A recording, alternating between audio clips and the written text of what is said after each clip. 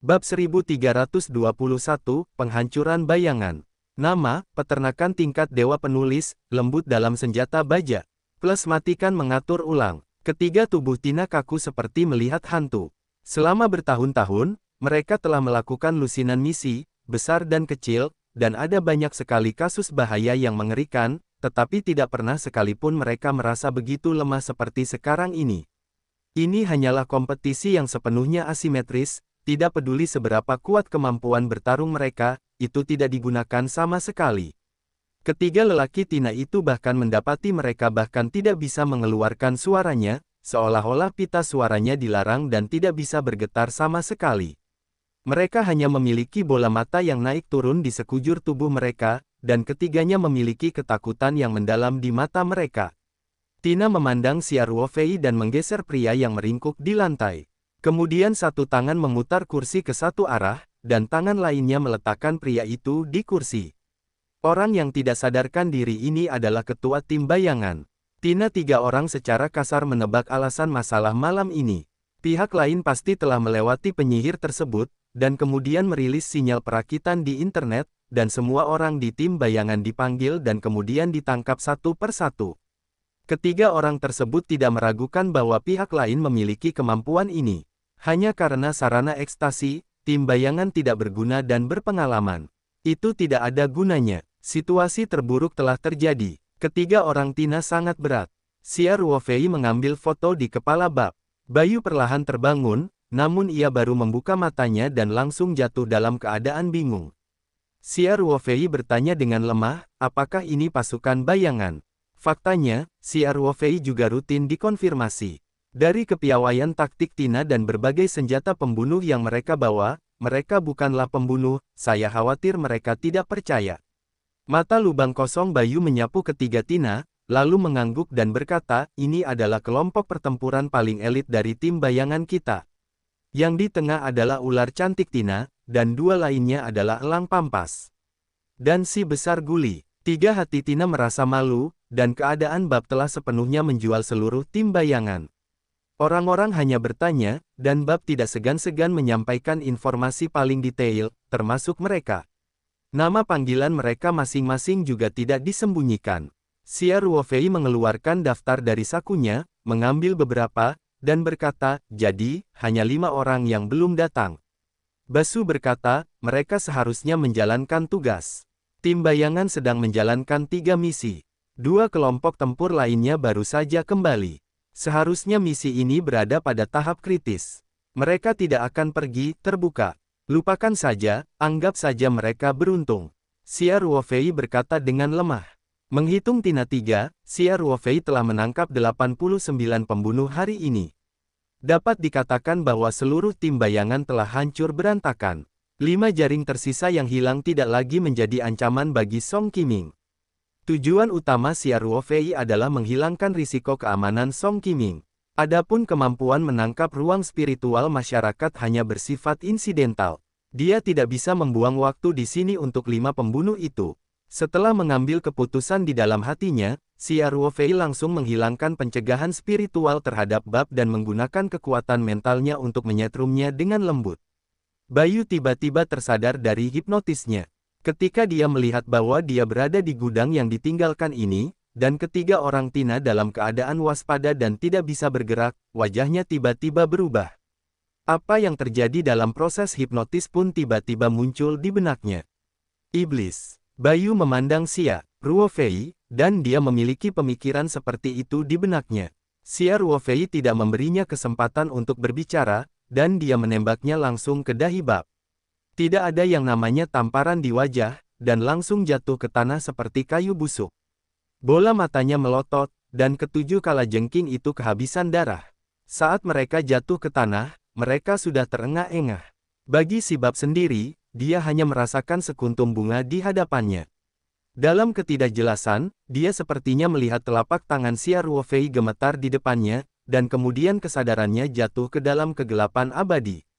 Tina memandangi penyihir yang maha kuasa dalam pikiran mereka dan tidak memiliki kemampuan untuk melawan. Dia ditembak mati oleh Xia Ruofei. Mereka semua terpesona, dan untuk pertama kalinya, mereka benar-benar merasakan ancaman kematian. Apakah ini giliran berikutnya? Hari ini mereka datang terlambat, setidaknya 7 atau 80 orang di depan, apakah mereka semua telah diracuni oleh iblis ini? Kemana perginya mayat orang-orang itu? Tentu saja tidak dekat gudang, pembunuh Tina cukup peka terhadap rasa berdarah. Jika Anda benar-benar memiliki 7 atau 80 orang tewas di sini, mereka mungkin menyadarinya dalam jarak belasan atau 20 meter. Kemana perginya orang-orang ini? Saat otak Tina berada dalam kekacauan, mereka melihat wajah Xia Ruofei dengan sentuhan sarkasme dan memandang mereka. Hati Tina bergetar. Namun, tidak seperti imajinasi mereka, serangan Xia Ruofei tidak terjadi. Mereka hanya merasakan tekanan tak kasat mata datang, seolah-olah kepala mereka pecah, dan mereka tidak dapat menahannya untuk sementara waktu. Sementara itu, ketiga orang itu merasakan angin puyuh pada saat yang sama, seolah-olah mereka baru saja mengalami pergeseran bintang, dan ketika kesadaran mereka kembali normal, mereka tiba-tiba menemukan diri mereka keluar dari gudang. Ini adalah ruang seperti semrawut, dikelilingi potongan abu-abu, seolah kawasan ini dikelilingi kabut tebal. Selain mereka, ada lebih dari 80 orang yang tinggal di kawasan tidak terbuka ini. Beberapa dari orang-orang ini tidak mengetahuinya, dan beberapa telah bekerja sama dalam pelaksanaan misi, adalah anggota tim bayangan. Apa yang telah terjadi? Tina merasa sedikit canggung di kepalanya. Lian Tina juga tertangkap. Seorang wanita bertopeng kucing hitam menggelengkan kepalanya dan menghela nafas. Sepertinya pasukan bayangan ini telah dimusnahkan sepenuhnya. Ketika Tina memandang pria itu, dia segera bertanya, "Catwoman, apa yang terjadi di sini? Ada apa di sini?" Wanita bertopeng kucing hitam ini pernah bekerja dengan tim tempur Tina untuk melakukan misi pembunuhan, jadi mereka masih akrab. Gadis bertopeng dengan julukan Catwoman mengangkat bahu dan berkata, "Kami seperti kamu, saya tidak tahu harus berbuat apa." Kemudian si Catwoman bertanya, "Apakah kamu menerima sinyalnya?" Lalu bergegas ke gudang perakitan di Usuda, dan kemudian kamu ditangkap secara misterius. Tina mengangguk dan berkata, "Ya. Kamu tahu apa yang terjadi?" Wanita kucing itu menggelengkan kepalanya dan berkata, "Saya tidak tahu bagaimana situasinya. Saya hanya tahu bahwa ini adalah kekuatan yang tidak dapat kita tolak. Atau, ini bukanlah kekuatan yang dapat dikuasai oleh manusia." Ketika wanita kucing itu mengatakan ini, dia masih memiliki ketakutan yang mendalam di matanya. Setelah beberapa kali bertanya, Tina hanya mengetahui bahwa orang-orang di sini semuanya adalah anggota tim bayangan, dan mereka memiliki pengalaman yang hampir sama dengan mereka. Mereka tidak memiliki kemampuan untuk melawan dan langsung ditangkap di tempat hantu ini. Bahkan beberapa orang bahkan tidak melihat wajah satu sama lain, kepala mereka terasa pusing, lalu mereka datang ke sini, dan senjata-senjata yang ada pada mereka semuanya hilang tanpa kecuali. Sekelompok pembunuh sedang menunggu di kandang luar angkasa untuk mengetahui nasib putusan. Di tempat yang tidak jauh dari mereka, lebih dari 100 orang bekerja di tengah cuaca panas. Namun, meskipun mereka berada dalam jarak dekat, kelompok pembunuh tersebut tidak dapat sepenuhnya mengenali kelompok pekerja tersebut. 5 kelompok yang dipimpin oleh Bao Guijun tidak menyadari adanya kandang luar angkasa yang sangat besar tidak jauh dari situ. Meskipun kandang luar angkasa Xia Ruofei telah melindungi persepsi dunia luar, mereka tidak menahan semua orang, tetapi membuat kandang besar untuk menjaga mereka tetap bersama. Alasan utamanya adalah Xia Ruofei tidak punya waktu untuk memasuki ruang untuk mengumpulkan orang-orang ini dalam beberapa hari terakhir. Jika dia ditahan sendirian, diperkirakan dia sudah gila lebih dari setengahnya. Kesepian mutlak, tingkat teror seringkali tidak terbayangkan. Ketika Xia Ruofei masih seorang prajurit, hal yang paling ditakuti para prajurit untuk melakukan kesalahan bukanlah menghukum off-road bersenjata sepanjang 10 km atau semacamnya. Sebaliknya, mereka cukup takut dengan ruang kurungan brigade tersebut. Pada ruang sempit dan sesak, dinding juga diisi dengan material lembut yang menyerap suara. Orang-orang terkunci di dalamnya, dan bahkan detak jantung mereka sangat jelas. Sulit untuk berbalik, seolah-olah benar-benar terisolasi dari dunia. Bahkan jika orang dengan kualitas psikologis lebih dikurung di ruangan tertutup selama lebih dari 1 hari, akan ada perasaan gila. Kalau lebih dari 3 hari, pada dasarnya orang normal akan jadi gila. Di gudang yang ditinggalkan, Xia Ruofei dengan santai membawa Tina ke dalam sangkar luar angkasa, lalu mengeluarkan beberapa barel bensin dari luar angkasa, mula-mula menuangkan banyak bensin ke tubuh bab, lalu memercikannya ke gudang, terutama distribusi tenaga listrik. Tempat seperti kotaknya juga dirawat. Xia Ruofei telah mengamati medannya. Ada beberapa pabrik yang ditinggalkan di dekatnya. Kawasan perumahan terdekat berjarak 100 meter. Sekalipun dibakar, tidak akan merugikan orang yang tidak bersalah. Dia menyita banyak bensin di kamp pelatihan rahasia di kota Basocho, dan dia tidak akan merasa bersalah jika menggunakan beberapa ember. Setelah semua bensin ditaburkan, Xia Ruofei dengan hati-hati membawa kaleng bensin itu kembali ke tempatnya. Dia tidak ingin meninggalkan petunjuk apapun. Misalnya, kaleng bensin diambil di depo minyak kamp pelatihan Basocho. Jika mereka tetap tinggal, mereka mungkin akan diselidiki. Keluarlah dari hubungan antara dua hal. Setelah pengaturan, Xia Ruofei keluar dari gudang dan melemparkan korek api yang terbakar ke dalam gudang. Pemantik api jatuh tepat ke tubuh bab, dan tiba-tiba nyala api besar tercipta. Gudang itu penuh dengan bensin, dan api secara alami menjadi sangat ganas sekaligus, dan saat ini Xia Ruofei telah menghilang di malam hari. Di pinggiran kota Usuda, Xia Ruofei mendengarkan suara sirene truk pemadam kebakaran di belakangnya, dan menggunakan kekuatan mentalnya untuk menyelidiki situasi sekitarnya. Setelah memastikan keamanannya, dia mengeluarkan truk pickup dengan plat nomornya dilepas dari tempatnya. Xia Ruofei dengan cepat mengemudikan truk pickup hingga larut malam. Setelah berhasil melintasi perbatasan antara Arure dan Ethiopia, Xia Ruofei sekali lagi mengeluarkan truk pickup yang baru saja dibawa keluar angkasa, terlebih dahulu menggantungkan kembali plat nomor yang telah disamarkannya, lalu naik kereta dan pergi. Xia Ruofei berpikir sambil mengemudi dan sekarang dia dihadapkan pada dua pilihan. Salah satunya adalah meninggalkan negara itu pada musim panas dari Arule, dan kembali ke negara itu melalui Ethiopia. Yang kedua adalah terus mencari masalah dengan kelompok tentara bayaran Made. Sekarang kelompok tentara bayaran Mut berada di Wadira, negara tetangga Arure, tempat pasukan bersenjata dan pemerintah setempat bertempur dengan sengit. Kelompok tentara bayaran ini juga dipersenjatai oleh kelompok bersenjata lokal dan ikut serta dalam perang. Selain pihak yang bertikai, ada juga pasukan penjaga perdamaian PBB yang beraksi. Situasinya sangat rumit. Meskipun Xia Ruofei memiliki kepercayaan diri untuk segera mendapatkan kelompok tentara bayaran Med, dan unit skala kecil yang terdiri dari 100 orang tidak akan berada dalam situasi tersebut. Tapi semuanya takut pada apapun. Dan kelompok tentara bayaran dan kamp pelatihan serta pasukan bayangan adalah dua hal yang berbeda. Tentara bayaran dalam kelompok tentara bayaran benar-benar terlihat dalam darah, dan tidak seperti para pembunuh, orang-orang ini terbiasa dengan tentara, dan level keseluruhannya lebih tinggi. Jika terjadi kebocoran selama proses penangkapan, hal tersebut bisa saja membuat keributan. Oleh karena itu, Xia Ruofei memiliki dua suara di dalam hatinya saat ini. Karena ini memang peluang bagus. Setelah hilang kali ini, meskipun kelompok tentara bayaran ini sepertinya tidak akan menimbulkan ancaman baginya, kemungkinan besar mereka akan membuat portal terpisah. Nanti, jika Anda ingin mendapatkan informasi spesifik dari kelompok tentara bayaran, lebih sulit. Dan meninggalkan kelompok tentara bayaran ini memang merupakan bahaya yang tersembunyi. Meskipun kelompok tentara bayaran dan pasukan bayangan memiliki fungsi yang berbeda, dan Xia Ruofei berhati-hati dalam tindakan ini, tidak ada hal yang mutlak, jika ada jejaknya, dan dia ditemukan berada di tubuhnya, bahkan jika dia hanya harus curiga, maka akan ada banyak masalah. Meskipun dia sendiri tidak khawatir tentang balas dendam, tetapi dia masih memiliki perusahaannya sendiri, ada banyak teman, bahkan jika dia adalah orang besar berikutnya, tidak mungkin untuk melindungi semua orang. Sama seperti kejadian Song Qiming yang terakhir, dari sudut pandang Xia Ruofei, memang ada hal seperti itu yang terjadi, dan dia tidak memiliki kemampuan untuk menghentikannya. Hanya 1000 hari untuk menjadi pencuri, tidak ada 1000 hari untuk mencegah pencuri. Oleh karena itu, dari sudut pandang ini, akarnya perlu dihilangkan.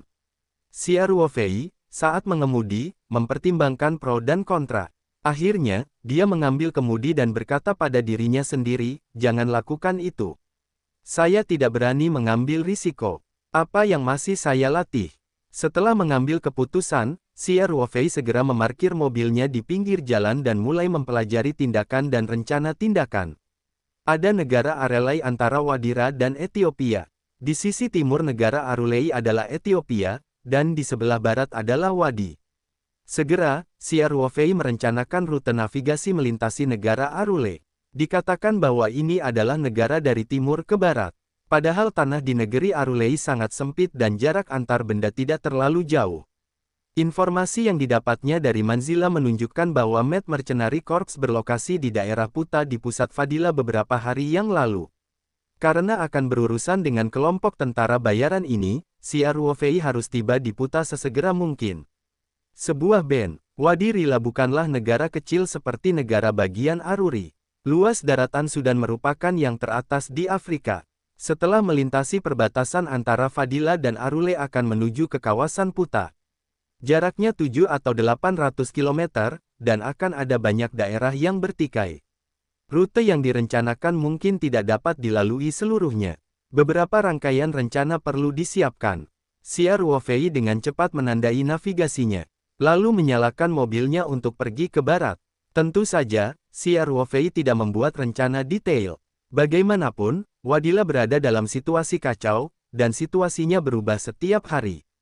Dia berencana untuk melakukan lebih detail dan tidak dapat mengikuti perubahan. Saat berkendara melintasi Arure, Xia Ruofei tidak lupa memberitahu Xia King melalui pikirannya untuk mendengarkan para pembunuh di kandang luar angkasa. Dia sekarang sibuk dengan kelompok tentara bayaran, dan dia tidak punya waktu untuk membersihkannya. Ketika dia melepaskan tangannya, dia tidak tahu berapa hari lagi. Orang-orang ini berdekatan, dan kemungkinan menjadi gila tidak besar, tetapi mereka tidak boleh makan atau minum. Oleh karena itu, Xia Ruofei membiarkan Xia King melihat sedikit, jika seseorang lapar, itu tidak akan berhasil, dan memasukkan makanan dan air minum ke dalamnya dengan benar. Tentu saja, dia tidak lupa membiarkan Xia King memperingatkan para pembunuh ketika mereka menaruh makanan, dan mereka tidak diperbolehkan bertengkar. Bukan tidak mungkin bagi mereka untuk berebut makanan jika lapar, dan ini membunuh dan tidak berkedip. Barangnya benar-benar akan berkelahi, dan mati sedikit adalah hal yang wajar. Ini semua adalah hasil kerja gratis Xia Ruofei, dan mereka telah bekerja keras untuk membawanya keluar angkasa, bahkan jika mereka mati, mereka semua tersesat. Namun, dengan Xia King, Xia Ruofei juga sangat meyakinkan. Sangat mudah juga bagi Xia King untuk menggunakan kekuatan ruang tak kasat mata untuk membatasi para pembunuh yang melanggar hukum bila diperlukan. Ketika Xia Ruofei berkendara ke sekitar sisi barat negara bagian Arulei, langit berangsur-angsur cerah. Dia masih menemukan tempat tersembunyi dan membawa mobilnya keluar angkasa. Kali ini di Fedira, saya perlu berkendara beberapa ratus kilometer. Dia tidak berniat menggunakan truk pickup bekas yang dibeli di Arure, tapi dia berharap bisa tinggal di Fadira setidaknya selama beberapa hari. Perbatasan Lurai sangat tidak aman. Jika mobilnya hilang, Xia Ruofei tidak peduli dengan hilangnya ribuan dolar, tetapi ia tidak ingin diambil dari petunjuk mobilnya, bahkan jika ada kemungkinan kecurigaan, Xia Ruofei harus dihindari. Oleh karena itu, setelah ia menyelesaikan perjalanannya ke Afrika, ia pun bersiap untuk langsung membawa truk pickup keluar angkasa. Setelah mencari waktu yang tepat dan melemparkan mobilnya ke laut saat melaut, ia tersingkir seluruhnya. Petunjuknya sudah habis. Setelah mobil dibawa keluar angkasa, Xia Ruofei tidak terburu-buru melintasi perbatasan. Bagaimanapun, langit sekarang cerah, bukan saat yang tepat untuk melintasi perbatasan. Apalagi ia memulai dari penyerangan malam hari di kota Basocho hingga saat ini, kecuali istirahat sebentar di rumah Basu malam sebelumnya, hari-hari ini pada dasarnya adalah rangkaian perputaran, meski raga tidak tahan, namun semangat.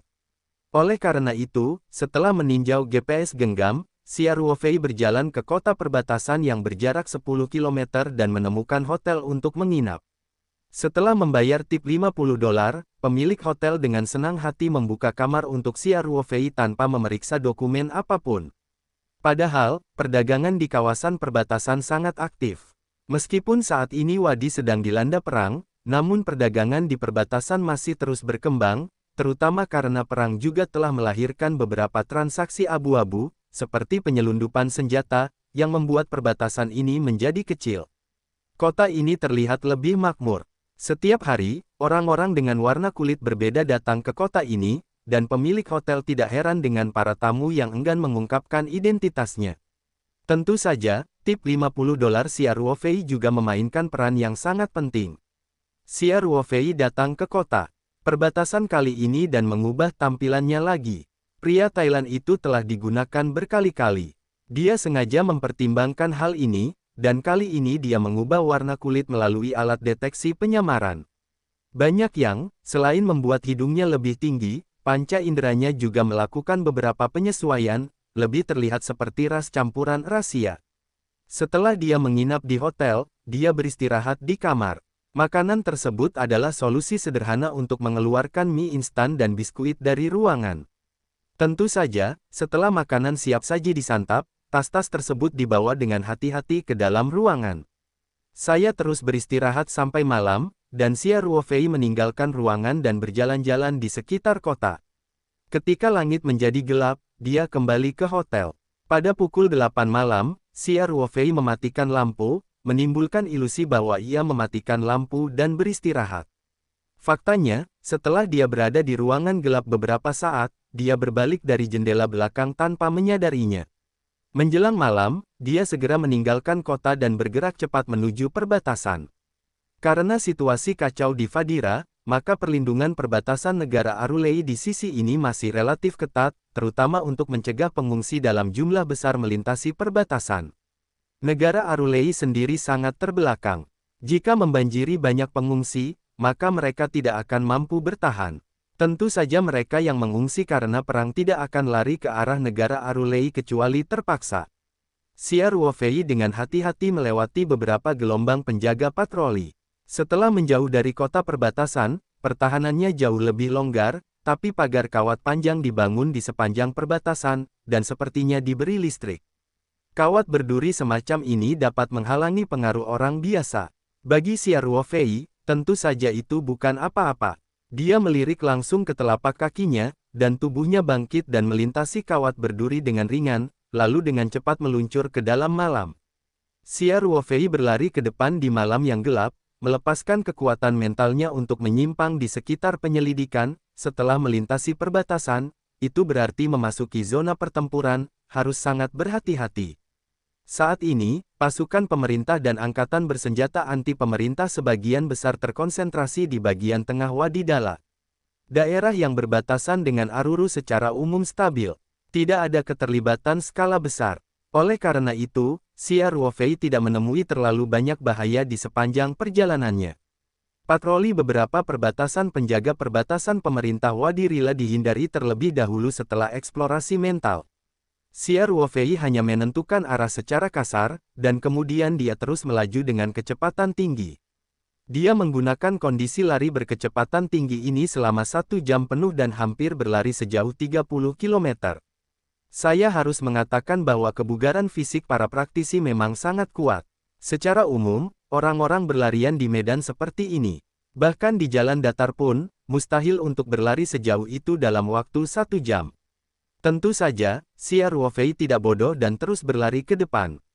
Jaraknya setidaknya 7 atau 800 km di wilayah buta tempat kelompok tentara bayaran Mozambik saat ini aktif. Dia tidak mungkin berlari sepanjang waktu. Itu harus menjadi yang pertama. Terlibat dalam mobil. Oleh karena itu, setelah Xia Ruofei menjauh dari zona perbatasan antara Arule dan Wadila, ia menemukan jongkok tersembunyi di tanah, duduk bersila di tanah, mengeluarkan sepotong kristal untuk mulai berkultivasi, dan omong-omong, ia pulih kekuatan fisik dan mentalnya. Suasana tenang sepanjang malam. Tanah Wadila sangat luas, dan terdapat hutan belantara yang luas di daerah perbatasan Arusai. Tak seorang pun, di malam besar akan berkeliaran di sekitar sini. Saat langit cerah, Xia Ruofei sudah berangkat. Dia mengenakan kemeja kotak-kotak dan rompi hijau militer. Tubuh bagian bawah berwarna terusan abu-abu dan sepatu bot luar ruangan tinggi. Dia memiliki tas bahu di punggungnya dan kamera SLR di dadanya. Ini adalah identitas yang ditetapkan Xia Ruofei untuk dirinya sendiri selama peristiwa Wadi Rila, seorang koresponden perang. Tepatnya, ini adalah koresponden perang bebas. Di banyak wilayah yang dilanda perang, sejumlah besar koresponden perang aktif, beberapa di antaranya bukan anggota organisasi berita manapun. Mereka diwawancarai di zona yang dilanda perang dengan identitas bebas, mendapatkan materi berita langsung, dan ada pula yang akan menjualnya kepada organisasi berita besar. Beberapa dari orang-orang ini memiliki impian menjadi jurnalisme, sementara yang lain mencari nafkah dengan impian ini. Terlepas dari tujuannya, situasi objektifnya adalah terdapat sejumlah besar koresponden perang bebas yang aktif di berbagai hotspot setiap hari. Orang-orang ini benar-benar berusaha untuk melawan, dan korban tahunan tidak jarang, mereka yang diculik oleh kelompok ekstremis, terkena peluru nyasar, terbunuh karena berbagai kecelakaan atau penyakit. Koresponden perang bebas ini datang dari seluruh dunia, dan Xia Ruofei menggunakan identitas ini untuk beroperasi di daerah yang bertikai, dan itu tidak akan menarik perhatian sama sekali. Dia membawa tas kamera dan menggantungkan kameranya di jalan sederhana. GPS genggam menunjukkan bahwa ada kota kecil yang dikendalikan oleh pasukan pemerintah sekitar 15 km di depan. Setelah Xia Ruofei siap pergi ke sana, lihat apakah dia bisa mendapatkan mobil. Xia Ruofei membelakangi matahari dan berjalan di sepanjang jalan sederhana menuju barat. Ke depan sekitar 4 atau 5 km, Xia Ruofei mendengar suara mesin mobil di belakangnya, dan dia memberikannya sedikit ke pinggir jalan. Jalan sederhana ini tidak terlalu lebar. Sebuah kereta Ford yang berdebu muncul dari belakang, tetapi mobil itu tidak pergi, melainkan melambat dan menekan dua klakson. Xia Ruofei menoleh dan melihat ke depan. Seorang pria kulit putih dengan rambut berantakan dan tidak dicukur menjulurkan kepalanya keluar jendela dan berteriak, "Hei! Bung, kamu mau tumpangan?" Xia Ruofei tertegun, dan ada orang yang antusias. Namun, dia tidak takut dengan foto pihak lain, tersenyum dan mengangguk dan berkata, "Terima kasih." Pria kulit putih dengan rambut acak-acakan menghentikan mobilnya, dan Xia Ruofei menarik pintu co-driver dan duduk. Ia melihat jok belakang mobil penuh dengan berbagai peralatan fotografi, termasuk berbagai ukuran lensa, beberapa kamera SLR, workstation portabel khusus untuk video, dan sebuah drone. Xia Ruofei tiba-tiba mengerti bahwa perkiraan ini juga merupakan koresponden perang, tetapi perlengkapan orang lain jauh lebih lengkap daripada reporter palsu. Pria kulit putih itu memperkenalkan dirinya saat mengemudi, "Bung, Anda juga seorang koresponden perang?" Xia Ruofei berkata sambil tersenyum, "Ya, nama saya Yan Nasen. Belum lama ini saya melakukan ini." "Saudaraku, apa sebutannya?" Pria kulit putih itu memutar-mutar musik di dalam mobil dan berkata, "Panggil saya Tony." Ketika saya mendengar nama ini, hal pertama yang muncul di benak Xia Ruofei adalah Tony Teacher, yang berteriak dan menjerit di toko tata rambut dan sangat merekomendasikan kartu keanggotaan. Dia tidak bisa menahan senyumnya. Tony masih banyak bicara, terus berbicara dengan Xia Ruofei. Xia Ruofei lebih berhati-hati dalam mempertimbangkannya, dan tidak banyak bicara dengan Tony. Namun dalam obrolan ini, Xia Ruofei juga mendapat banyak informasi. Tujuan Tony adalah kota Deka, yang berjarak sekitar 10 km di depannya, yang merupakan kota tempat Xia Ruofei ingin mencari mobil. Tony mendapat kabar, dalam beberapa hari terakhir, tampaknya ada personel anti pemerintah di kota Deka. Dia ingin buru-buru mendapatkan informasi wawancara langsung. Selain itu, situasi di negara bagian Fadira belakangan ini nampaknya semakin mencekam. Angkatan bersenjata anti pemerintah telah mempekerjakan banyak tentara bayaran internasional untuk berinvestasi di medan perang. Organisasi tentara bayaran ini memiliki perlengkapan yang baik dan personelnya lebih berpengalaman dalam pertempuran. Jumlah pasukan pemerintah sama sekali tidak sama lawan. Komisi kelompok tentara bayaran pasti sangat mahal. Angkatan bersenjata anti pemerintah mampu melakukan operasi skala besar. Diperkirakan ada kekuatan asing di belakangnya, dan tujuannya tentu saja untuk menumbangkan pemerintahan Fadila. Xia Ruofei juga mengetahui dari mulut Tony bahwa memang ada beberapa kelompok tentara bayaran yang aktif di daerah Puta, dan pasukan pemerintah setempat juga mundur, dan medan perang semakin maju ke arah timur. Dari tempat Xia Ruofei naik bus ke kota Dika, jaraknya hanya sekitar 10 km. Kota di depannya sudah jauh. Tony memarkir mobilnya di alun-alun kecil di pintu masuk kota dan berkata sambil tersenyum, "Sobat, saya hanya bisa mengantarmu ke sini, maka saya perlu mencari materi wawancara." "Terima kasih banyak," kata Xia Ruofei. "Semoga beruntung." Tony tersenyum. Perang berdarah ini tidak tahu berapa lama akan berlangsung. Ingat, ini adalah hal pertama yang harus dijalani, jangan terlalu keras untuk bekerja. Xia Ruofei dapat merasakan niat baik Tony dan tersenyum dan berkata, "Oke, kamu juga sama, semoga kamu beruntung, Tony." "Selamat tinggal." Setelah Tony turun di Xia Ruofei, dia tersenyum dan tersenyum pada Xia Ruofei. Dia melambaikan tangannya dan pergi. Xia Ruofei berjalan perlahan di jalanan kota dengan tasnya.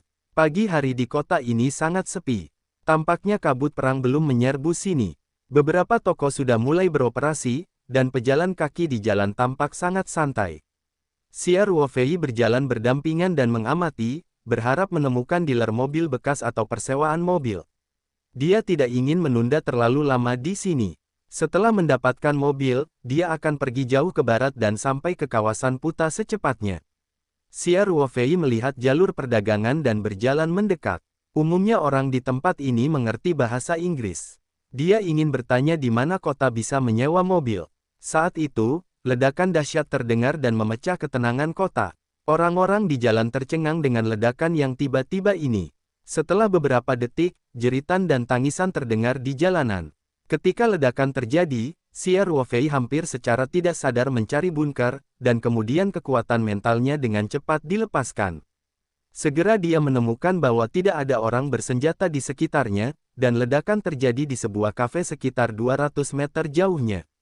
Pada waktu itu, pintu kafe sudah berantakan. Mentalitas Xia Ruofei mengungkapkan bahwa kereta Ford diparkir di dekat kafe, yang baru saja dibuka Tony. Meski tidak ada serangan frontal, kaca kendaraan off-road Ford tersebut pecah seluruhnya akibat gelombang kejut ledakan.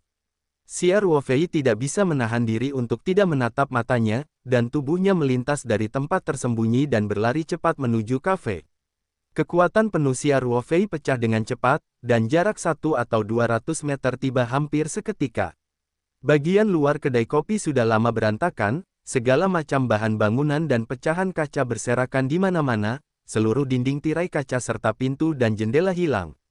Dalam proses terbang Xia Ruofei, kekuatan mental telah hilang. Dia tidak menemukan Tony di dalam mobil. Xia Ruofei tenggelam dalam hatinya dan bergegas ke kedai kopi tanpa ragu-ragu. Ketika dia melihat pemandangan di depannya, kualitas psikologis Rao sangat baik, dan tidak bisa menahan nafas. Saat ini, kedai kopi telah menjadi ladang syuro. Banyak orang tergeletak di jalan. Orang-orang ini telah menjadi eceng gondok darah, ada yang tertekan di bawah reruntuhan meja dan lampu gantung, dan ada pula yang tergeletak langsung di atas palang sambil bergelantungan. Kedua tangannya masih meneteskan darah. Xia Ruofei bahkan melihat banyak daging dan darah berceceran di dinding, dan seluruh kedai kopi dipenuhi campuran asap dan darah. Terlihat betapa dahsyatnya ledakan tersebut. Selain itu, kafe setelah ledakan sepi, tidak ada dengkuran, hanya sesekali darah menetes ke tanah. Keheningan seperti ini mengungkapkan kengerian yang menyesakkan. Xia Ruofei adalah seorang pria yang pernah berada di medan perang. Ketika dia melihat pemandangan ini, dia tahu bahwa dalam ledakan seperti itu, tidak akan ada yang selamat di kedai kopi tersebut. Sambil menyapu orang-orang yang tergeletak di tanah, dia berteriak dalam hatinya, bagaimana bisa ada begitu banyak orang di kedai kopi pagi ini. Xia Ruofei tidak mengetahui bahwa konsumen utama kafe di kota Deka ini bukanlah masyarakat lokal, melainkan orang asing. Komposisi orang asing yang sering tampil di sini juga cukup rumit. Ada penyelundup senjata, peretas intelijen, dan beberapa orang asing yang berdagang. Tentu saja, orang-orang ini memiliki satu kesamaan, yaitu mereka semua menghasilkan uang melalui perang di wadi ini. Oleh karena itu, mereka pergi ke kedai kopi bukan untuk hiburan, melainkan untuk bisnis. Faktanya, kafe di kota Dika ini telah menjadi pusat distribusi intelijen di bagian timur negara bagian Fadira. Tentu saja, banyak juga koresponden perang bebas seperti Tony yang akan datang ke sini untuk mendapatkan petunjuk wawancara. Pengeboman tersebut rupanya merupakan serangan bunuh diri, dan dalang di balik layar tersebut sebagian besar dipersenjatai dengan kekuatan yang lebih besar di negara Fadira. Alasan mengapa mereka memilih kedai kopi ini adalah karena banyak orang asing di sini. Jika menimbulkan banyak korban jiwa, mereka dapat membentuk pengaruh internasional yang relatif besar. Kekuatan mental Xia Ruofei dengan cepat mengunci napas Tony. Dia berjalan 2 langkah dalam 3 langkah dan melepaskan sofa tempat duduk kartu yang menempel pada Tony. Tony telah menjadi manusia berdarah, kakinya telah hilang dari lutut, dadanya telah membuat lubang besar, wajahnya juga penuh dengan plasma. Jika tidak Xia Ruofei mengeksplorasi napasnya dengan kekuatan mentalnya, mengandalkan mata telanjang saya tidak bisa mengenalinya sama sekali. Ketika Xia Ruofei melihatnya, dia tahu bahwa Tony tidak lagi baik. Xia Ruofei mengulurkan tangan dan memegang Tony, membiarkannya bersandar pada lengannya, dan tangan lainnya dengan cepat menunjuk beberapa kali ke tubuh Tony, menyegel beberapa titik akupuntur utama untuk mencegah kehilangan darah lebih lanjut. Kemudian Xia Ruofei menekankan tangannya ke dada Tony dan menyampaikan kemarahannya. Dada Tony naik turun, dan saat berikutnya, dia mencoba membuka matanya. Tony, yang berada di udara, melihat Xia Ruofei, dan matanya menunjukkan warna yang aneh. Dia membuka mulutnya, tapi dia tidak bisa mengeluarkan suara. Jelas sekali, dia telah mencapai momen terakhir. Xia Ruofei meningkatkan masukan yang membuat marah. Senseng, Tony, Anda masih memiliki keinginan, dapatkah Anda memberitahu saya, jika kondisinya memungkinkan, saya akan membantu Anda. Faktanya, jika Xia Ruofei menggunakan kelopak bunga hati, Tony masih bisa diselamatkan, tapi dia tidak bisa menggunakan solusi kelopak untuk orang yang bertemu. Konsumsi beberapa larutan. Kelopak tidak membuat Xia Ruofei terlalu tertekan. Setelah kuncinya, dia tidak punya cara untuk menjelaskannya. Dia tidak berani bertaruh bahwa Tony akan membantunya merahasiakannya. Lagi pula, mereka hanya mengenal satu sama lain di pagi hari, dan mereka menghabiskan kurang dari separuh waktu bersama. Berjam-jam, dia tidak mengerti Tony. Setiap hari di dunia ini, banyak orang yang sekarat. Xia Ruofei tidak bisa menjadi penyelamat dan menyelamatkan setiap nyawa yang sedang sekarat. Namun pertemuan itu adalah takdir. Tony berinisiatif membiarkannya berkendara, itu hubungan yang baik. Oleh karena itu, Xia Ruofei akan menggunakan roh yang menyebalkan untuk menggantungkan nafas terakhir Tony, biarkan dia mengatakan bahwa dia tidak menginginkannya. Bibir Tony bergetar sedikit, dan sesekali berkata dengan suara samar, Sakuku, ada audis di mezanin, tolong, serahkan padaku, putriku. Dia menelpon Emma, alamatnya tertulis di dompetku, di dalam, belakang foto. Faktanya, ada video di disk Tony, yang dia rekam 2 hari lalu dan ingin dia sampaikan kepada putrinya. Tampaknya ada ketidakpekaan dalam kegelapan.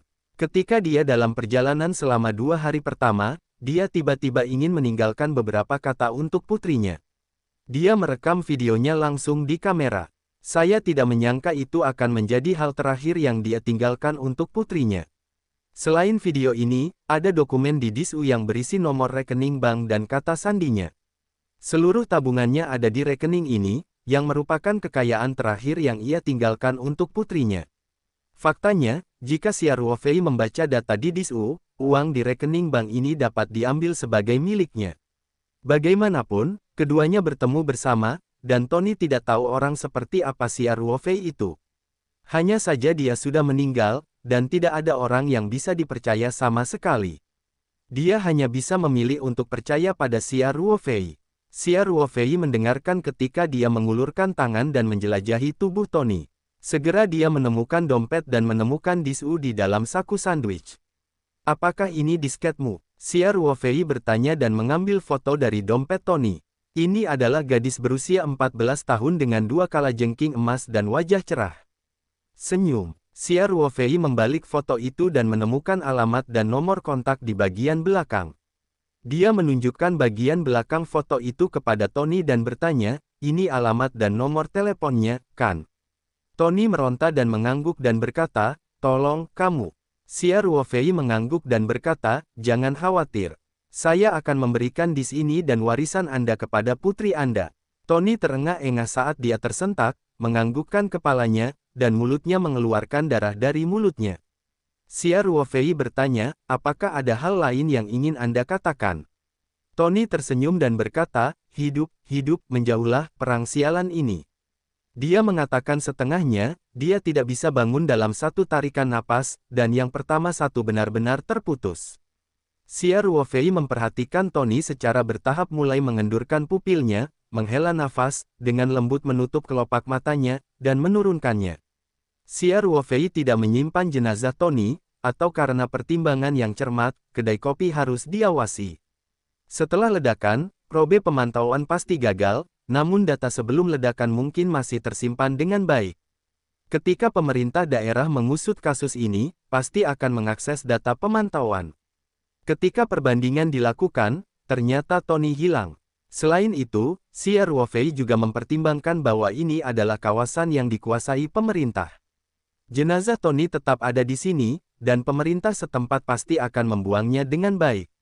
Setelah mengidentifikasi identitasnya, ia juga harus memberitahu keluarganya. Pada saat ini, Xia Ruofei telah mendengar suara sirene yang menjerit dari jauh dan dekat. Dia tidak berhenti di kedai kopi, meraih kunci mobil dari saku Tony, dan akhirnya menatap Tony, lalu bangkit dan berjalan meninggalkan kedai kopi yang berantakan. Xia Ruofei menemukan kereta Ford yang tidak jauh dari Tony. Kaca mobil ini pecah akibat gelombang kejut ledakan, dan mobil tersebut penuh dengan pecahan kaca. Xia Ruofei membuka pintu dan melambaikannya dengan semangat, menyapu semua pecahan kaca di kursi pengemudi ke samping. Dia mengambil mobil dan memasukkan kunci dan mencobanya. Dia menemukan bahwa mobilnya masih bisa menyala dengan normal, jadi dia cukup memasukkannya ke dalam arsip dan menginjak pintu gas dan meninggalkan kedai kopi. Xia Ruofei mengendarai kendaraan off-road Ford dan melintasi truk pemadam kebakaran, ambulans, dan mobil polisi yang melaju kencang. Setelah berkendara menjauh dari kota Deka, dia menemukan tempat untuk menghentikan mobilnya. Kemudian Xia Ruofei hanya membersihkan mobilnya, dan meninggalkan kiri Tony di dalam mobil, ditambah disu dan foto alamat telepon, semuanya ke dalam ruang lintu. Xia Ruofei secara khusus membangun ruang kecil di wilayah laut pegunungan luar angkasa menggunakan aturan luar angkasa, dan menyimpan peninggalan Tony secara terpisah. Untuk disu yang khusus dipetik Tony, Xia Ruofei tidak membuka ide untuk melihatnya. Dia dapat menebak bahwa hal-hal di dalamnya pasti sangat penting, dan kemungkinan besar itu melibatkan beberapa masalah keuangan, tetapi jangan katakan bahwa Xia Ruofei sekarang setidaknya memiliki beberapa miliar dolar, bahkan jika dia tidak memiliki satupun orang, dia tidak akan pergi berperang seperti ini, ide. Xia Ruofei bermaksud menunggu semuanya di sini, dan akan menemukan cara untuk mewariskan semua peninggalan Tony kepada putrinya Emaus. Setelah mengumpulkan relik Tony, Xia Ruofei duduk di kursi pengemudi, memperlihatkan tatapan penuh perhatian. Ada juga saku di depannya, yang juga milik Tony. Selain udis, di sakunya juga terdapat paspor Tony, ide jurnalis, dan lain sebagainya. Xia Ruofei berpikir sejenak dan akhirnya memutuskan untuk berubah menjadi Tony. Dia menggunakan metode rahasia untuk menyempurnakan otot rangkanya, dan pada saat yang sama mengubah warna kulitnya dengan teknik deteksi riasan, lalu sedikit menyesuaikan gaya rambutnya, dan membubuhkan janggut di wajahnya. Untuk sementara, penampilan Xia Ruofei mirip dengan Tony setidaknya 7 atau 8 poin. Jika Anda hanya melihat paspor yang definisinya tidak terlalu tinggi, itu persis sama. Xia Ruofei tidak siap untuk berperan sebagai Tony di Fadira. Hal itu dilakukannya hanya untuk mengatasi pemeriksaan yang mungkin ditemui di jalan raya. Untuk menjadi milik Tony, berarti ada identifikasi yang lengkap, baik di wilayah yang dikuasai pemerintah. Masih dalam wilayah kendali bersenjata, sebagai reporter, dalam banyak kasus bisa lewat tanpa hambatan. Tentu saja, jika itu adalah area pertempuran sengit atau tempat yang melibatkan rahasia militer, maka tempat tersebut tidak akan dikunjungi. Sedangkan untuk aksi sebenarnya, Xia Ruofei pasti tidak akan menggunakan penampilan Tony. Meski Tony telah terbunuh, Xia Ruofei tidak ingin menimbulkan masalah bagi keluarganya. Xia Ruofei menyalakan kembali SUV Ford dan menuju ke barat. Meski kaca mobil sudah pecah seluruhnya, namun bisa dikatakan angin bocor ke segala sisi. Mobil dipenuhi dengan suara angin ketika dibuka, namun sebagai seorang praktisi, angin tersebut tidak akan mempengaruhinya sama sekali. Menambah throttle secara maksimal, mobil melaju ke depan di jalan yang mudah dan menggulung debu sepanjang jalan. Xia Ruofei terdiam sepanjang jalan, dan beberapa emosi tidak pulih. Dikatakan bahwa Xia Ruofei juga merupakan orang yang pernah melihat darah di medan perang. Kualitas psikologisnya jauh lebih kuat daripada rata-rata orang. Namun, saat melihat pemandangan Dewa Shuro di kedai kopi, hatinya masih sangat terpengaruh. Kota yang sunyi itu langsung diteriakkan, dan kontras yang kuat antara bagian depan dan belakang membuat Xia Ruofei merasakan kedamaian yang diperoleh dengan susah payah. Ketika saya tinggal di Tiongkok, perasaan ini tidak terlalu kuat. Ketika saya datang ke negara yang dilanda perang ini, Xia Ruofei sangat menyadari betapa berharganya lingkungan domestik yang damai. Di daerah yang dilanda perang, kehidupan bagaikan rumput. Tidak ada cara untuk pergi. Xia Ruofei berkendara beberapa ratus kilometer, dari pagi hingga senja, hampir tidak ada pemberhentian di jalan. Semakin dekat Anda ke zona perang, situasinya semakin gelisah. Xia Ruofei melihat banyak orang melarikan diri di sepanjang jalan, dan hanya ada sedikit mobil seperti dia. Di jalan tersebut, ada beberapa pos pemeriksaan yang didirikan oleh pasukan pemerintah. Dokumen identitas Tony dan identitas pelapor sudah lengkap. Oleh karena itu, pasukan pemerintah tidak mempersulit penerbangan di musim panas. Itu hanya peringatan bahwa daerah yang bertikai sangat berbahaya dan mereka harus memperhatikan keselamatan pribadi. Ada banyak koresponden perang yang aktif di Wadi, dan tentara dari tentara pemerintah bukanlah orang pertama yang melihat mereka. Saya tahu para reporter ini tidak takut mati. Tidak ada gunanya membujuk mereka untuk menjauh dari teater. Sore harinya, Xia Ruofei sudah merasakan ketegangan situasi. Kekuatan pemerintah dan angkatan bersenjata terhuyung-huyung, dan pertempuran skala kecil tidak pernah berhenti.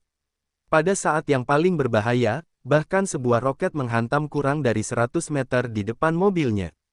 Kekuatan mental Xia Ruofei yang kuat dan persepsi bahaya yang tajam memungkinkan dia menginjak rem terlebih dahulu, dan jika dia mengemudi dengan kecepatan normal, dia mungkin akan terkena roket. Sebagai seorang praktisi di masa pemurnian, ia masih jauh dari cukup kuat untuk mengabaikan tingkat serangan senjata panas. Senjata kaliber besar, roket, bom berenergi tinggi, apa saja sudah cukup untuk merenggut nyawa seorang praktisi tingkat rendah. Oleh karena itu, Xia Ruofei tidak berani mengabaikannya. Dia bahkan memanggil gulungan spiritual dari tubuhnya dan memasukkannya ke dalam saku bajunya. Dengan cara ini, dengan kecepatan reaksinya saat ini, bahkan jika dia diserang oleh serangan yang tak tertahankan, dia memiliki cukup waktu untuk bersembunyi di luar angkasa. Selain orang-orang yang melarikan diri, para prajurit yang galak dan suara senjata di kejauhan, ada pemandangan yang lebih mengejutkan setelah memasuki zona pertempuran. Xia Ruofei melihat mayat-mayat di pinggir jalan lebih dari sekali. Tidak diketahui bagaimana orang-orang ini meninggal. Mereka mungkin terkena peluru nyasar, atau mungkin dirampok. Mereka bahkan mungkin adalah orang-orang bersenjata yang dibunuh oleh pasukan pemerintah. Mereka hanya gugup dengan keadaan saat ini, dan kini tidak ada seorang pun yang patuh menerimanya. Ekspos saja hutan belantara yang mati. Karena kondisi jalan sangat buruk, berhenti di sepanjang jalan, Xia Ruofei membuka kurang dari 400 km sehari. GPS genggam menunjukkan lokasi saat ini berjarak lebih dari 300 km dari kawasan Puta. Xia Ruofei memutuskan untuk memangkasnya dan kemudian bergegas untuk bermalam. Xia Ruofei duduk di dalam SUV Ford yang bocor ke segala arah. Dia mengambil sebotol air Lingtan dan sebungkus biskuit dari luar angkasa dan langsung menanganinya. Faktanya, selama Xia Ruofei terus berlatih, meskipun dia tidak makan selama beberapa hari, itu tidak akan berpengaruh apapun. Dia terutama keluar dari kebiasaan tumbuh dewasa sepanjang waktu. Dia selalu merasa tidak makan apa-apa, dan perutnya tidak enak. Setelah makan malam hari ini, Xia Ruofei mengeluarkan GPS genggam dan mempelajari rute selanjutnya. Dari sini menuju kawasan Puta juga perlu melintasi 3 zona perang yang diketahui saat ini, dan berkendara di malam hari harus sangat hati-hati. Selain itu, wilayah Puta sangat luas, dan karena Maut Mercenary Corps ikut serta dalam perang, tentunya tidak mungkin untuk tinggal di suatu tempat tanpa memindahkan sarangnya. Sekarang, di mana kelompok tentara bayaran yang beranggotakan 100 orang, ini juga menjadi masalah. Saat ini, Xia Ruofei sedang mendengarkan stasiun radio lokal berbahasa Inggris di jalan, dan memiliki pemahaman umum tentang situasi terkini di Wadi. Saat ini, pasukan pemerintah dan angkatan bersenjata sebagian besar aktif di daerah sekitar Puta dan sekitarnya, dan situasi medan perang terpaku. Di wilayah luas barat laut wilayah Puta sudah dikuasai angkatan bersenjata, sedangkan di timur wilayah Puta dikuasai pemerintah. Tentu saja, angkatan bersenjata juga meningkatkan aktivitasnya di wilayah yang dikuasai pasukan pemerintah. Seperti serangan bunuh diri di kota Deka pagi ini, kemungkinan akan terjadi lebih banyak lagi. Kawasan Puta merupakan medan pertempuran utama antara kedua belah pihak, dan kawasan paling berbahaya di seluruh negara Arab Wadi. Jika tidak ada tujuan yang ditemukan di area ini, di satu sisi efisiensinya sangat rendah, di sisi lain akan ada bahaya yang tidak diketahui. Xia Ruofei menuruti keinginannya sejenak, mengulurkan tangan dan menyentuh gulungan gambar spiritual yang ada di sakunya hari ini, dan langsung mendengarkan Mancila yang sedang berbaring di ruang papan bergerak di dalam sangkar luar angkasa. Mancila, kelompok tentara bayaran MOS, apakah kamu punya saluran darurat? Xia Ruofei bertanya, saya perlu tahu di mana mereka berada saat ini. Lingtu luar angkasa gunung dan laut. Mancila dengan jujur berbaring di ruang bergerak pertama di tempat tidur kanopi. Xia Qing juga memasukkannya ke dalam kelompok pertama yang bertanggung jawab atas Bao Guijun. Di bawah pencerahan Xia Ruofei, Mancila tidak berani berbeda pendapat. Dia tidak ragu bahwa selama dia berlatih kultivasi, pengawas musim panas yang acuh tak acuh akan dapat menemukan fluktuasi aura untuk pertama kalinya, jadi dia sudah tua 2 hari ini. Sejujurnya, setiap hari, saya merasa bosan dan mulai pulih. Ketika suara Xia Ruofei terdengar di telinganya, dia tidak bisa menahan gemetar. Xia Ruofei, ini dimulai dengan kelompok tentara bayaran. Pertama-tama, kamp pelatihan, diperkirakan tim bayangan juga tidak bisa dihindari, tapi sekarang giliran kelompok tentara bayaran. Organisasi maut adalah upaya setengah hati Mancila. Diperkirakan organisasi bawah tanah, yang terkenal di seluruh Afrika, akan musnah, dan Mancila mau tidak mau akan terluka. Namun, untuk pertanyaan Xia Ruofei, dia tidak berani mengabaikannya, dan menjawab dengan hormat dan penuh hormat, Tuan, dalam keadaan darurat, saya dapat menghubungi Douglas melalui radio. Radio. Xia Ruofei tidak bisa menahan diri untuk tidak mengangkat alisnya. Dia awalnya mengira akan melakukan kontak darurat melalui internet atau telepon satelit maritim, tapi dia tidak menyangka itu adalah stasiun radio. Namun coba pikirkan, dalam lingkungan medan perang yang kompleks, kontak radio memang jauh lebih nyaman daripada internet. Bagaimanapun, posisi pasukan tidak pasti, dan tidak mungkin menjamin bahwa internet dapat terhubung kapan saja. Untuk telepon satelit maritim, kerahasiaannya jauh lebih rendah dibandingkan stasiun radio. Lagi pula, telepon satelit juga disalurkan melalui satelit. Satelit tidak ada di tangan mereka sendiri, jadi pasti ada kemungkinan untuk dipantau. Dalam kasus radio, meskipun secara teori setiap orang dapat menerima gelombang radio, selama kata sandinya cukup rumit, keamanan dapat dijamin. Bagaimanapun juga, memecahkan kata sandi adalah masalah di dunia militer. Xia Ruofei bertanya, di mana stasiun radio Anda? Buku kata sandinya. Xia Ruofei sekarang menyesal. Di kuil di Arulei, dia tidak menanyakan pertanyaan tentang menghubungi kelompok tentara bayaran Made. Dia hanya tahu bahwa tidak boleh ada stasiun radio di ruang rahasia Mancila hari itu, jika tidak, kekuatan rohnya harus ditemukan. Benar saja, Mancila menjawab, Tuan, karena saya jarang menghubungi Douglas di masa damai, dan tidak baik memasang antena di ruang rahasia, jadi saya memasang radio di villa saya di Arure.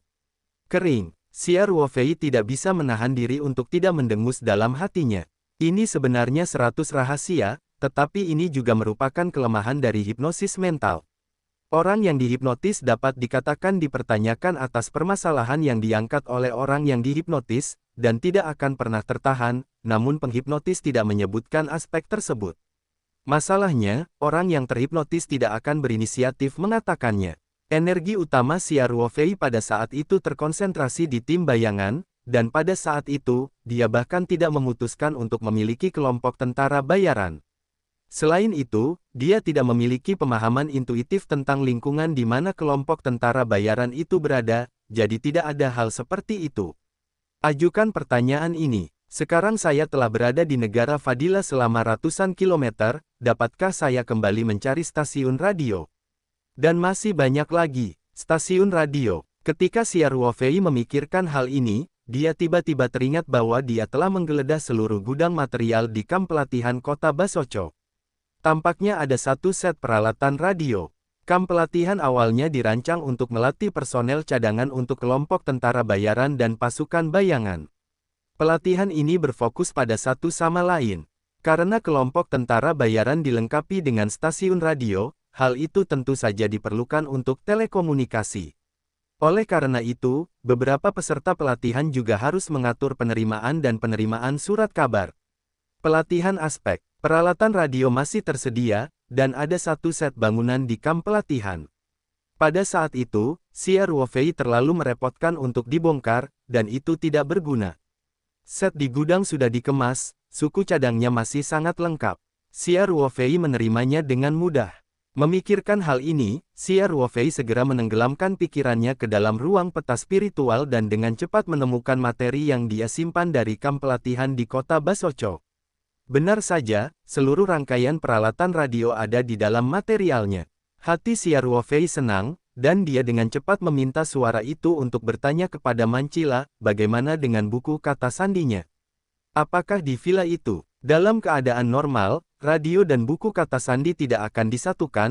Jika tidak, jika terjadi situasi yang tidak terduga, kedua hal tersebut jatuh ke tangan musuh bersama-sama, pihak lain dapat berpura-pura melapor ke kelompok tentara bayaran, dan juga dapat memantau kelompok tentara bayaran. Informasi terkirim. Mancila mendengar kemarahan dalam suara Xia Ruofei, dan beberapa dari mereka gemetar dan berkata, "Tuan, buku kode itu elektronik, disimpan di komputer pulau di ruang rahasia.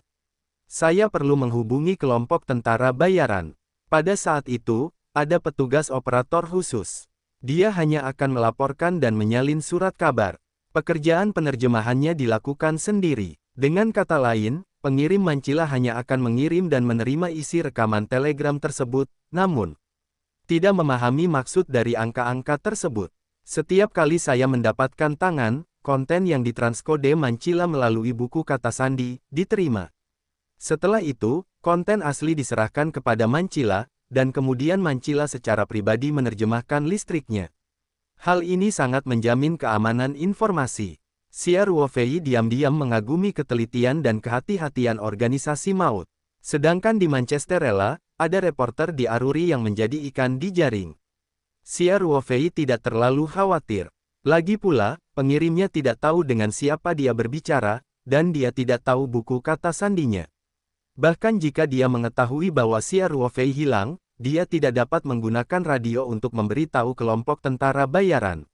Saat itu, terdapat dua laptop di ruang rahasia, satu adalah komputer internet yang terhubung ke dunia luar, dan yang lainnya adalah mesin pulau yang secara fisik terisolasi dari internet. Kedua komputer ini dikumpulkan. Dengan kata lain, buku kata sandi ada sendirinya, dan tidak perlu kembali ke Arule untuk menemukannya. Xia Ruofei diam-diam menghela nafas lega, menanyakan lokasi penyimpanan buku kata sandi, dan kemudian dengan hati-hati menanyakan kebiasaan pelaporan saat berkomunikasi dengan kelompok tentara bayaran. Mancila tidak dalam keadaan terhipnotis oleh roh, tapi dia sekarang mencubit tangannya di tangan Xia Ruofei. Dia tidak berani memikirkan baik-baik masalah Xia Ruofei. Dia mengatakannya tanpa menyembunyikan apapun, bahkan Xia Ruofei tidak mempertimbangkannya. Soalnya, dia pun berinisiatif mengatakannya. Misalnya, saat Mancila mengirimkan laporan ke Made Mercenari, dia akan menambahkan rangkaian angka yang tidak berarti di akhir pesan. Nomornya juga akan berubah sesuai dengan tanggalnya. Melihat string ini di akhir teks, itu pasti pesan yang dikirimkan Mancila secara pribadi. Ini setara dengan logo anti pemalsuan. Keadaan pikiran Mancila saat ini sudah mati total. Di matanya, Xia Ruofei hanyalah dewa yang tak terkalahkan. Karena Xia Ruofei sedang mengincar Made Mercenari, kelompok tentara bayaran harus melarikan diri. Dalam hal ini, dia tidak berani saya menyimpannya, saya hanya ingin tampil lebih baik, dan saya mendapat apresiasi dari Xia Ruofei. Kalau tidak, ketika Xia Ruofei berurusan dengan kelompok tentara bayaran, dia menemukan bahwa dia bersembunyi, dan menunggunya akan menjadi akhir yang mengerikan. Mengenai hidup dan mati kelompok tentara bayaran, Manchira tidak mempertimbangkannya sama sekali. Orang-orang ini awalnya keren dan keren. Tentu saja mengenai rangkaian logo anti pemalsuan, karena algoritmanya lebih rumit, ada juga software kecil yang disimpan di komputer. Selama tanggal dimasukkan, kode seri hari itu akan dibuat secara otomatis. Perangkat lunak ini disimpan dalam folder dengan buku kata sandi. Xia Ruofei akan menemukannya ketika dia menemukan buku kata sandi. Daripada menunggu Xia Ruofei mengetahuinya setelah penyelidikan, lebih baik mengatakannya atas inisiatifnya sendiri, agar dia tetap bisa memberikan kesan yang baik pada Xia Ruofei. Xia Ruofei sekarang sedang berjuang untuk menembus ranah ingatan. Ingatannya jauh lebih kuat daripada rata-rata orang. Yang dikatakan Manchila rumit, tapi Xia Ruofei mengingat semuanya setelah mendengarkannya. Dia memikirkannya dan mengeluarkan laptop pulau dari luar angkasa. Setelah boot, dia dengan cepat menemukan buku kata sandi sesuai dengan jalur tersembunyi yang disediakan oleh Manchila. Folder tersebut juga memiliki folder yang menghasilkan kode keamanan. Perangkat lunak kecil. Perangkat lunak yang sama, ada juga kelompok tentara bayaran MOS, yang secara pribadi dikuasai oleh Douglas. Algoritma kodebook ini sangat rumit dan tidak suka diedit. Namun, Xia Ruofei berhati-hati, dia tidak akan mudah percaya bahwa Manchila berkata dalam keadaan tidak terhipnotis. Dia menuruti keinginannya sejenak, secara langsung memanggil kekuatan ruang yang tak terlihat, dan menekan Manchila.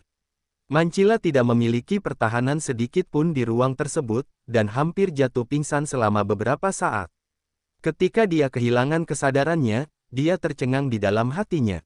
Pikiran terakhirnya adalah, apakah aku mengatakan sesuatu yang salah dan membuat tuanku marah? Atau karena saya tidak berinisiatif menjelaskan radio? Biarkan pemiliknya sangat tidak puas. Saat berikutnya, Xia Ruofei langsung memindahkan Manchila keluar ruangan dan melemparkannya ke kursi penumpang. Kemudian dia membangunkan Manchila yang pingsan, diikuti dengan keluaran mental dan menyelimuti Manchila. Manchila terbangun dengan tatapan tegas.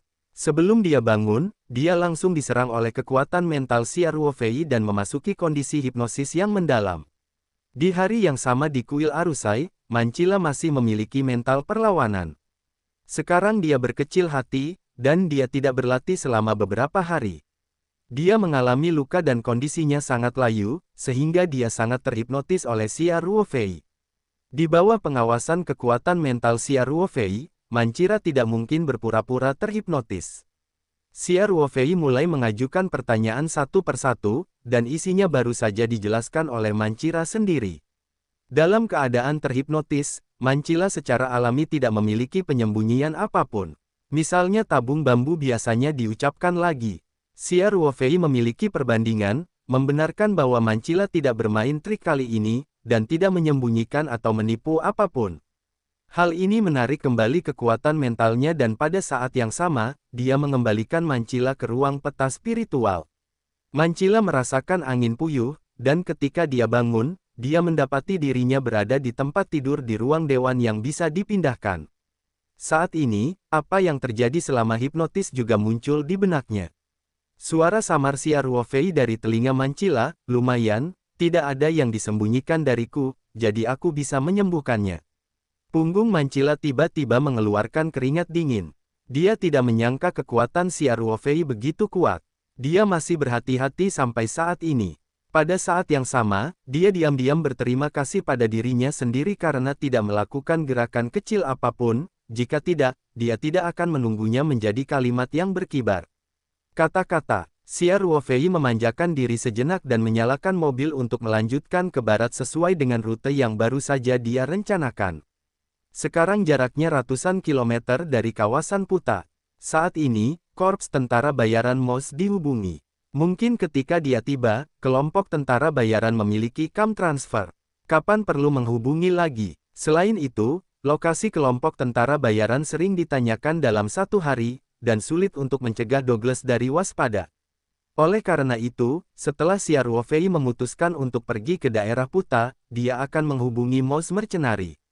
Malam ini, Xia Ruofei berkendara di area pertempuran semalaman, mengandalkan kemampuan investigasi mental untuk menghindari beberapa bahaya, dan juga menghindari tim yang berbaris dua kali.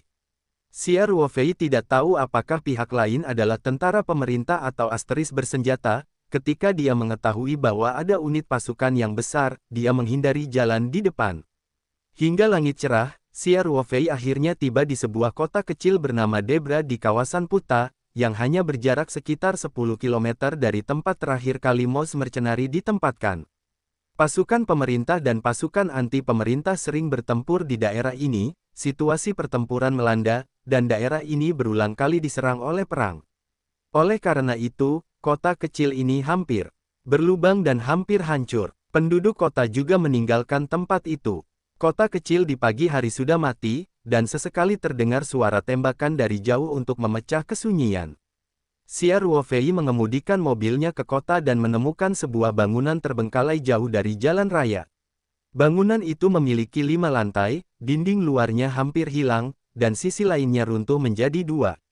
Xia Ruofei mengemudikan mobilnya langsung ke bagian dalam gedung, lalu melompat dari mobil dan menemukan beberapa limbah konstruksi busuk di permukaan. Dinding luarnya sedikit tertutup. Faktanya, barang-barang penting di dalam mobil dibawa ke ruang peta spiritual, tetapi di negara yang dilanda perang ini, kendaraan masih sangat penting, jadi Xia Ruofei masih membuat penutup kamuflase. Dia tidak tinggal lama di sini, jadi dia tidak repot-repot memasukkan mobilnya ke luar angkasa. Lagi pula, orang-orang besar yang berumur beberapa ton menghabiskan banyak energi mental setiap saat. Setelah Xia Ruofei menyembunyikan mobilnya, dia mulai naik ke atas. Dia dengan cekatan berjalan di atas kerikil bata. Tangga gedung ini runtuh di banyak tempat. Xia Ruofei memanjat seperti kera yang fleksibel, untuk sementara waktu. Pekerjaan itu sampai ke puncak gedung.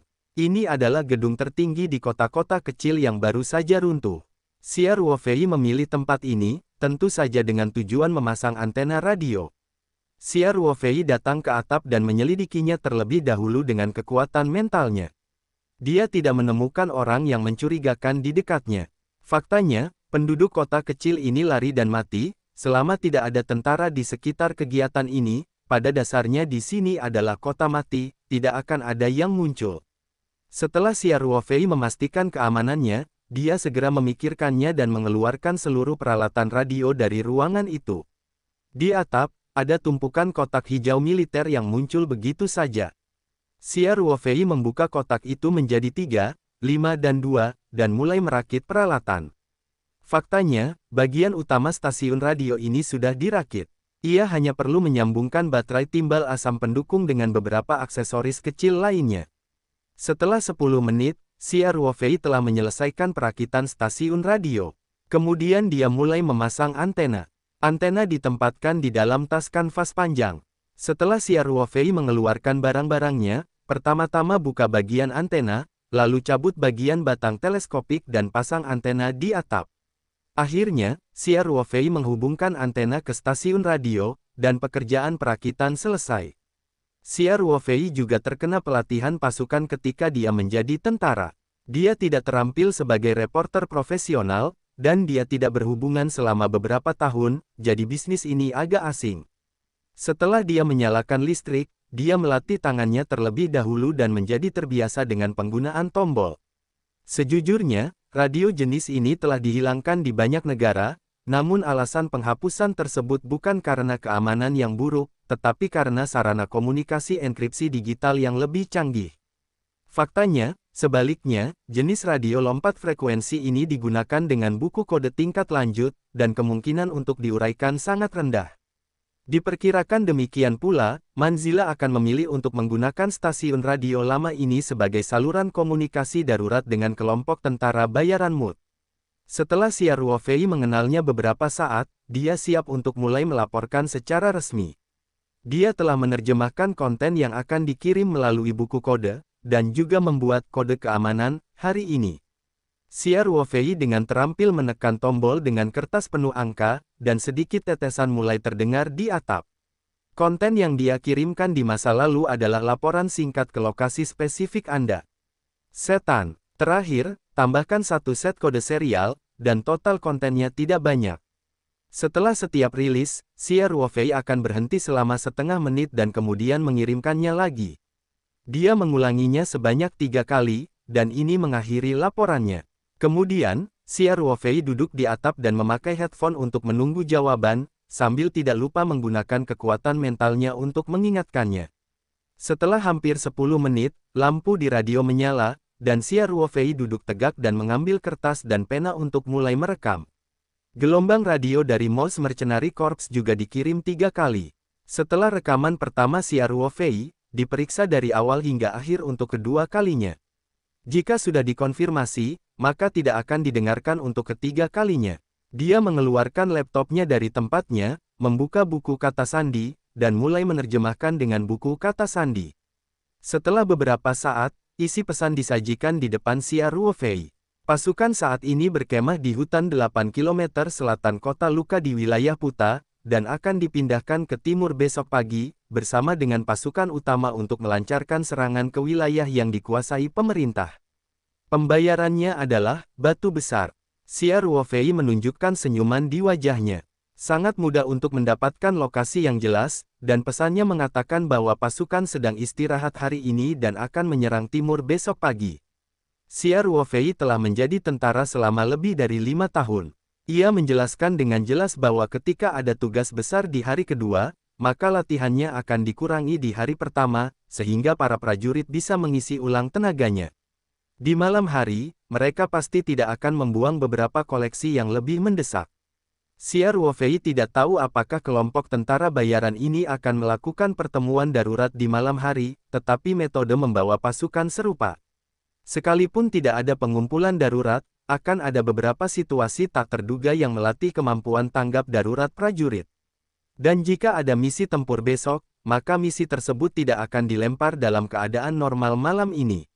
Malam yang relatif tenang, bagi Xia Ruofei, alam adalah waktu yang tepat untuk bertindak. Xia Ruofei mengeluarkan GPS, mencari lokasi kota Lucadu, dan menemukan hutan di selatan. Tidak ada peta militer di tangannya, dan tidak ada kontur pada peta yang ditampilkan di GPS, sehingga medan di sana tidak terlalu jelas, tetapi jangkauan hutannya tidak terlalu luas, dan tim yang terdiri lebih dari 100 orang adalah ditempatkan di sana. Menemukannya tidak terlalu sulit. Xia Ruofei memutuskan untuk pergi ke sekitar hutan dan melakukan penyelidikan. Jadi dia pertama-tama mulai merencanakan tindakannya. Dari sini ke kota Lucadu jaraknya hampir 30 km. Ada 2 jalan yang bisa menuju ke sisi itu. Salah satu desa di sepanjang jalan diduduki oleh angkatan bersenjata anti-pemerintah. Pesawat tempur mengebom kawasan ini dan diperkirakan kondisi jalan akan sangat buruk. Oleh karena itu, Xia Ruofei tidak ragu-ragu, dan memutuskan untuk mengambil jalan lain yang agak jauh. Sebenarnya jaraknya tidak terlalu jauh. Perjalanannya sekitar 40 km. Sebagian besar jalan di sepanjang jalan dikendalikan oleh pasukan pemerintah. Secara relatif, pasukan pemerintah relatif ramah terhadap jurnalis internasional. Tentu saja angkatan bersenjata anti-pemerintah tidak akan menyerang wartawan tanpa alasan, namun terkadang mereka tidak menerima wawancara wartawan, dan sikapnya relatif kasar. Oleh karena itu, secara alami lebih baik jika tidak terlalu banyak berurusan dengan angkatan bersenjata anti-pemerintah. Setelah merencanakan rutenya, Xia Ruofei pertama-tama meletakkan laptopnya keluar angkasa, lalu bangkit dan mulai membongkar radio. Setelah beberapa saat, dia mengambil antena dan memasang kembali radio menjadi beberapa bagian besar dan memasukkannya ke dalam kotak dan meletakkannya di luar angkasa. Setelah berkemas, Xia Ruofei bangkit dan turun, dan segera datang ke lantai pertama untuk menyembunyikan mobil. Dia memutuskan untuk menunggu sampai langit menjadi gelap sebelum melanjutkan perjalanan. 40 atau 50 km, meski kondisi jalan lebih buruk, 2 jam pasti akan tiba. Di tengah malam, saat tidur paling nyenyak, reaksi penjaga akan relatif lambat, dan inilah saat yang tepat untuk bertindak. Oleh karena itu, Xia Ruofei tidak terburu-buru berangkat. Tempat ini terkenal bagus. Dia memutuskan untuk tinggal di sini sampai gelap. Xia Ruofei tidak masuk ke dalam mobil untuk beristirahat, tetapi mengambil tikar kemah dari tempatnya, membersihkan tempat di sebelah mobil, meletakkan tikar kemah, langsung duduk di atas tikar dan beristirahat di atas ban mobil. Tentu saja, dia juga selalu memberikan gambaran sekilas tentang kekuatan mentalnya untuk berjaga-jaga. Jika ada tentara di dekat area ini, dia juga dapat membawa mobilnya keluar angkasa untuk pertama kalinya dan kemudian segera meninggalkan tempat itu. Kewaspadaan di teater tetap perlu dilakukan. Yang benar adalah melatih kekuatan mental. Xia Ruofei bersandar di mobil untuk menutup mata dan membangkitkan semangatnya. Ada perasaan mimpi yang sudah 2 hari ada di teater. Bunyi senjata serasa terdengar di telinga, memberinya perasaan kembali ke era militer. Sepanjang hari, Xia Ruofei telah mengisi ulang energinya di gedung yang ditinggalkan ini, dan suara senjata di kejauhan terus terdengar. Tampaknya situasi pertempuran relatif ketat, namun untungnya medan perang kedua belah pihak setidaknya berjarak beberapa kilometer dari sini. Masih tenang, Xia Ruofei yang bosan bahkan mulai menilai jarak berdasarkan suara senjata atau menebak jenis senjata apa yang ditembakkan. Secara umum, perlengkapannya relatif berantakan, sebagian besar berasal dari angkatan bersenjata anti pemerintah, walaupun kekuatan tempur pasukan pemerintah bersifat umum, meskipun perlengkapan standarnya sudah tua, namun relatif seragam. Akhirnya, langit berangsur-angsur menjadi gelap, dan suara senjata di kejauhan juga semakin jarang. Diperkirakan kedua sisi perang akan berakhir. Tentu saja, pada malam hari, pelecehan skala kecil sangat diperlukan. Xia Ruofei tidak tahu apakah Mad Mercenary Corps telah berpartisipasi terlalu jauh pada siang hari dan tidak dapat mendengarnya. Tentu saja ia berharap kelompok tentara bayaran juga ikut serta dalam pertempuran tersebut, sehingga mereka semakin kelelahan di malam hari. Tidak sampai bangunan yang ditinggalkan menjadi gelap, dan Xia Ruofei berdiri untuk mengumpulkan barang-barang, dan kemudian membersihkan tempat perlindungan yang telah dia tempatkan pada siang hari, dan mengambil mobil untuk menyalakan mesin. Xia Ruofei membuang mobilnya keluar dari gedung yang ditinggalkan, lalu membuka GPS dan mulai mengikuti rute yang ditentukan menuju kota Luka. Jarak 30 atau 40 km, kalau di dalam negeri, bisa dibuka dalam waktu setengah jam.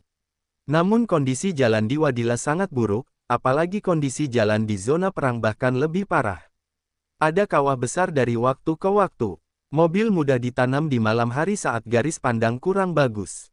Oleh karena itu, Xia Ruofei juga lebih berhati-hati, kecepatannya tidak ditingkatkan, dan kekuatan mentalnya adalah untuk terus melihat ke depan. Butuh waktu hampir 1,5 jam untuk menempuh perjalanan. Pada jam 9 waktu setempat, Xia Ruofei datang ke kota Lucadu.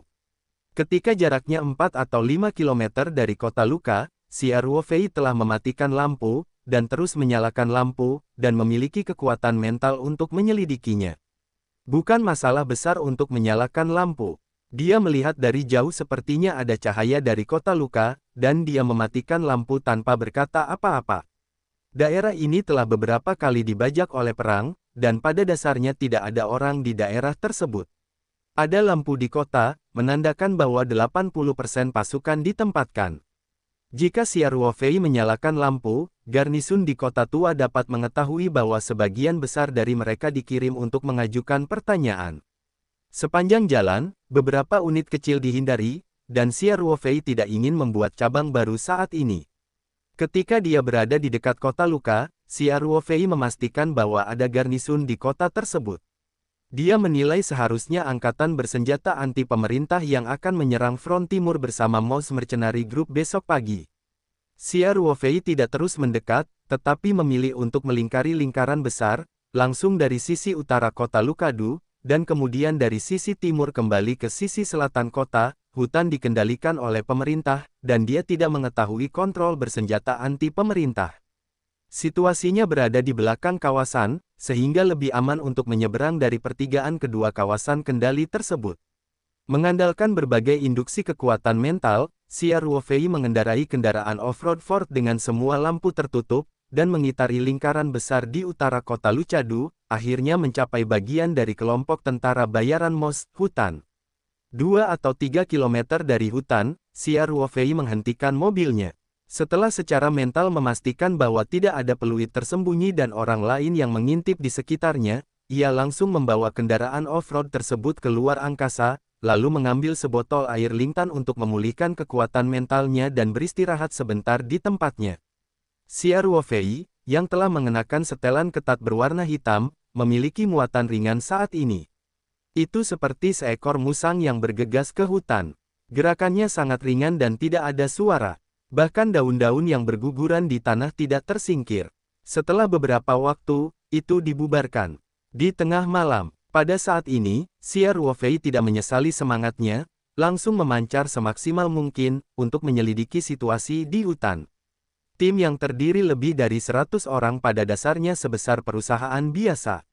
Menurut situasi yang diberikan oleh Manzila, Mad Mercenary Corps pada dasarnya mengadopsi struktur 3-3 sistem yang mirip dengan tentara Huaxia, yaitu seluruh kelompok tentara bayaran dibagi menjadi 3 tim, satu tim beranggotakan lebih dari 30 orang, setiap tim dibagi menjadi 3 kelompok, kelompok beranggotakan sekitar 10 orang, selain itu ada beberapa tenaga komunikasi, tenaga medis, tenaga pelayanan dan lain sebagainya.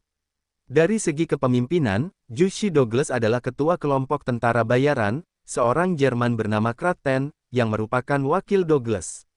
Selain itu, Douglas juga memiliki pria yang menghangatkan hati bernama Hughes, yang berasal dari Amerika Serikat seperti dia.